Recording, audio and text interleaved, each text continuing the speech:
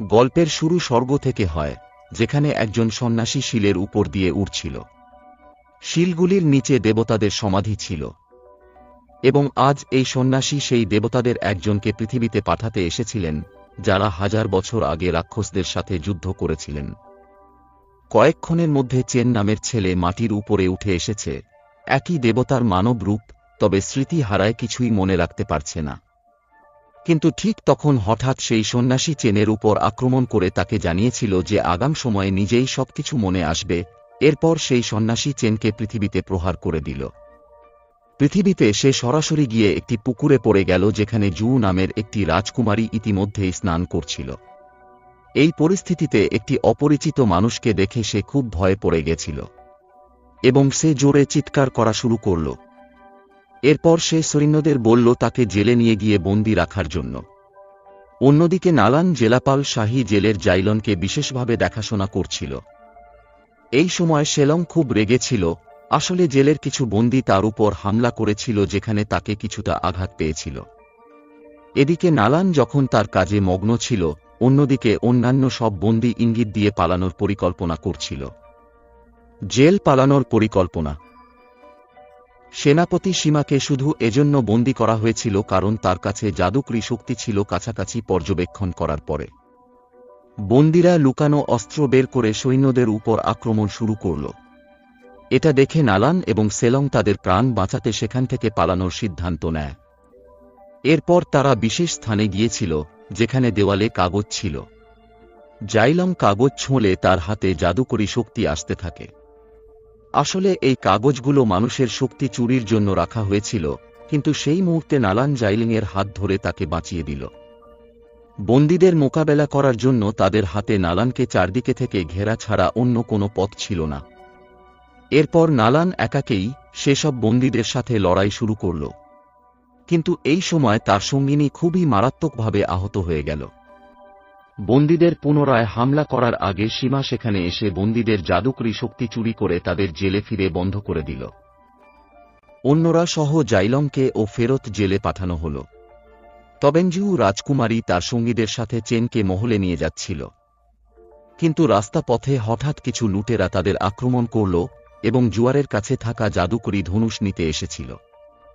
রাজকুমারীকে বাঁচানোর জন্য চেনও আক্রমণকারীদের মোকাবেলা শুরু করল, কিন্তু হাত বাঁধা থাকা সত্ত্বেও সে একের পর এক সর্স আক্রমণকারীদের ধুলা চড়াচড়ি করছিল।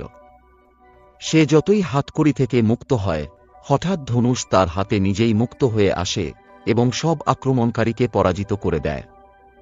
কিন্তু বর্তমানে চেনের দেহে জাদুকরী শক্তি খেলা অভ্যাস ছিল না, এবং এজন্য সে মাটিতে ডুবে যায়।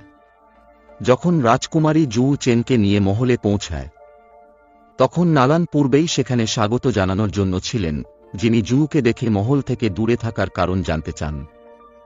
তারপর জু নালানকে জাদুকরী ধনুষ জানান। রাজার স্বাস্থ্য উন্নতির প্রয়োজন ছিল।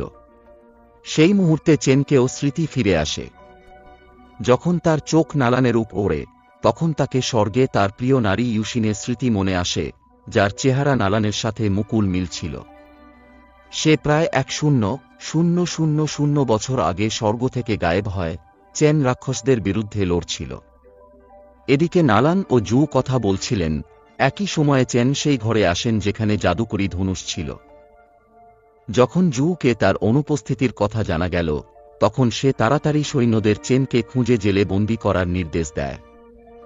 বর্তমানে চেন ওই জাদুকরী ধনুষের শক্তি থেকে দূরে যেতে চেষ্টা করছিল, কিন্তু প্রতিবার ধনুষ তাকে টেনে নিয়ে আসার চেষ্টা করত, এবং এই বিষয়টা রাজার স্বাস্থ্যের ওপরও প্রভাব ফেলছিল। চেন ধনুষটি ধরতেই রাজার তাবিয়ত ঠিক হয়ে যেত, এবং ধনুষটি ছেড়ে দেওয়ার সাথে সাথে রাজা আবার অসুস্থ হয়ে যেত। তারপর জু সেই ধনুষটি তুলে রাজার হাতে ধরে দেন, কিন্তু সেটা নিজেই উড়ে গিয়ে চেনের হাতে চলে যায়, যা ঠিক রাজার পেছনে লুকানো ছিল। এবং যখন রাজা জানতে পারেন ধনুষের এই অদ্ভুত সম্পর্ক, তখন তিনি তাড়াতাড়ি চেনকে ওষুধ খাওয়ার জন্য পাঠিয়ে দেন। অপরদিকে সেনাপতি সীমার ছেলে লিঙ্গং তার সাথে দেখা আসে। পরে জুত আক্রমণে সীমা ও ছেলে দায়ী। এই আক্রমণের মাধ্যমে তারা জু থেকে সেই জাদুকরী ধনুষ চুরি করতে চেয়েছিল। লিঙ্গং এই কাজে ব্যর্থ হয়েছিল। কিন্তু এরপর সে সীমাকে চেনে এবং জাদুকরী ধনুষের অদ্ভুত সম্পর্ক জানায়, পাশাপাশি সীমাই কিভাবে একা ধনুষ ব্যবহার করে আক্রমণকারীদের হত্যা করেছে। এটি শুনে সীমা অভ্যন্তরীণভাবে খুব খুশি হয়েছিল, কারণ এখন তিনি চেনকে রাজার বিরুদ্ধে ব্যবহার করতে চেয়েছিলেন। অপরদিকে চেন স্বপ্নে তার স্বর্গের জীবন দেখতে পায়, যেখানে সে জাদুকরী ধনুষের সাহায্যে রাক্ষসদের সঙ্গে লড়াই করছে। এর মানে ছিল সেই জাদুকরী ধনুষ আসলে চেনেরই অস্ত্র ছিল, এবং তাই সে বারবার তাকে নিজের দিকে টেনে নিয়ে আসছিল। ঘুম থেকে ওঠার পর সে সরাসরি নালানের কাছে যায় এবং নালানকে জিজ্ঞাসা করে যে কি সে তার প্রেমিকা ইউশিন কিনা। এই কথা থেকে বিরত থাকতেই নালান বলে, না, হয়তো তোমার ভুল হচ্ছে, হয়তো তাদের কথা বলার সময় লিঙ্গং সেখানে পৌঁছায়। যার কণ্ঠস্বর শুনে নালান চেনকে লুকতে বলে, আসলে সেনাপতি সীমার আদেশে লিঙ্গং এবং নালানের বিয়ে হতে যাচ্ছিল, এবং যদি লিঙ্গং চেন সম্পর্কে জানতে পারে তাহলে তার জীবন ঝুঁকিতে পড়তে পারে।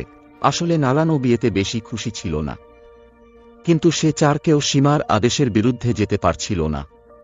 লিঙ্গং থেকে থেকে চেন তাকে জানায় যে জুত উপর আক্রমণকারী কেউ নয়, না বরং একই মানুষই ছিল, এবং সে এই সব লিঙ্গংয়ের কণ্ঠস্বর এবং জুতো দেখে বলছিল যে এটা একই আক্রমণকারীর মতো। কয়েকদিন পরে হঠাৎ কিছু আক্রমণকারী রাজা উপর আক্রমণ করার জন্য দরবারে পৌঁছায়, কিন্তু সেই মুহূর্তে সীমা এসে রাজাকে বাঁচিয়ে নেন। এরপর তিনি রাজাকে চেন সম্পর্কে জিজ্ঞাসা করেন, কিন্তু রাজা তার উদ্দেশ্য নিয়ে কোনো বিশেষ বিশ্বাস রাখে না, তাই তিনি সীমাকে কিছুই জানাতে অস্বীকার করেন। এবং তার বাবার এই সিদ্ধান্তকে সমর্থন করে জু সীমাকে জানায় যে আসলে চেনকে আগে থেকেই মৃত্যু সাজার আদেশ দেওয়া হয়েছিল, তাই তার সম্পর্কে জানার প্রয়োজন নেই। সীমা জানতেন যে তারা দুজনেই মিথ্যা বলছে, তাই তিনি চেনের সন্ধানে সন্ধ্যা হলে নালানকে নিজের কাছে ডেকে আনেন। কিন্তু তিনি চেনকে বাঁচাতে সীমাকে মিথ্যা বলেছিলেন। এরপর সীমা তাকে বিয়ের জন্য প্রস্তুত থাকতে বলে সেই জায়গা থেকে চলে যান। অন্তরে নালান বিয়ে অস্বীকার করতে চেয়েছিলেন, কিন্তু সীমার সামনে বলার সাহস ছিল না। অপরদিকে রাজকুমারী জু চুপিচাপ চেনকে আটক করে জেলে পাঠিয়ে দেন, কিন্তু সেখানে চেন নিজেকে মুক্ত করতে সক্ষম হয়। এরপর সে জুকে নিজের বন্দী করে নেয় এবং এই সব দেখে সৈন্যদের সীমাকে অবিলম্বে খবর দেন। অপরদিকে সীমা মুহূর্তের অপেক্ষা শেষ করে খবর পেয়ে জেলে পৌঁছে। এরপর তিনি চেনকে বিশেষ কক্ষে বন্দী করার আদেশ দেন। সেখান থেকে পালানো খুবই কঠিন ছিল এবং একই জেলে চেনের দেখা হয় জাইলংয়ের সঙ্গে, যিনি তাড়াতাড়ি তাকে চিনে ফেললেন। আসলে রাক্ষস এবং দেবতাদের মধ্যে যুদ্ধের মধ্যে জাইলংও স্বর্গের পক্ষ থেকে লড়ছিলেন, তাই সে চেনের সত্যতা ভালোভাবে জানত।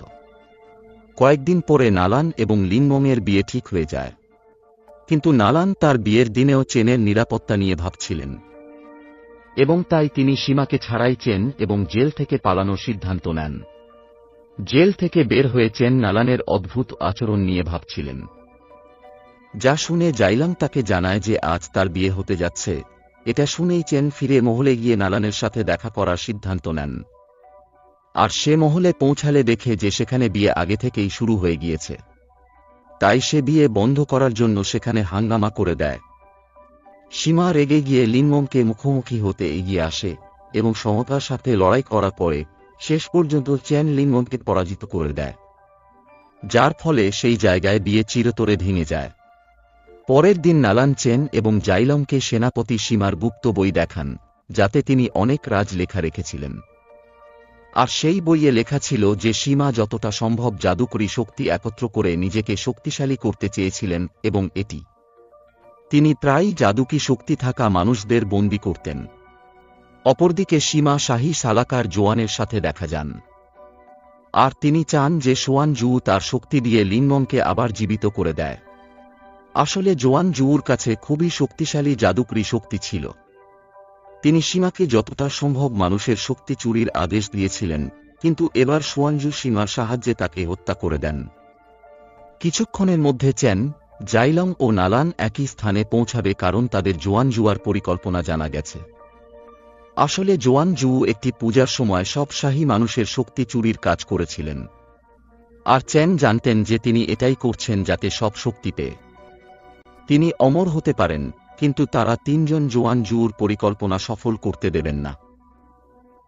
নিজের শক্তি দিয়ে তারা সবাইকে সহজে পরাজিত করে সন্ধ্যায় রাজার সাথে দেখা যান। সেখানে তিনি রাজাকে পরের দিন সেই পূজার আয়োজন করতে বলেন। তিনি জুকে বলেন যে এই পূজা আসলে রাজার ভালো স্বাস্থ্যের জন্য।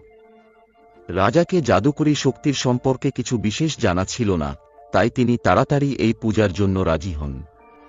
পরের দিন রাজকুমারী জু আর রাজার সাথে সব শাহী পরিবার একসাথে এই পূজার জন্য একত্রিত হন। পূজা শুরু হতেই সোয়ানজু তাদের সবের শক্তি চুর করে নেয়, যার ফলে তারা সবাই অসুস্থ হয়ে পড়ে। কিন্তু তখনই চেন এবং জাইলমও সেখানে পৌঁছান। আর জোয়ান জুকে থামাতে জাইলম একটি ড্রাগনের রূপ নেয়। অপরদিকে চেনও তার জাদুকরী ধনুষের জন্য পুরোপুরি প্রস্তুত ছিল।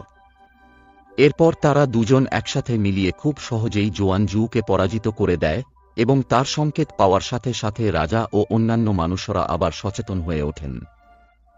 শেষ পর্যন্ত চেনের সমস্ত স্মৃতি ফিরে আসে।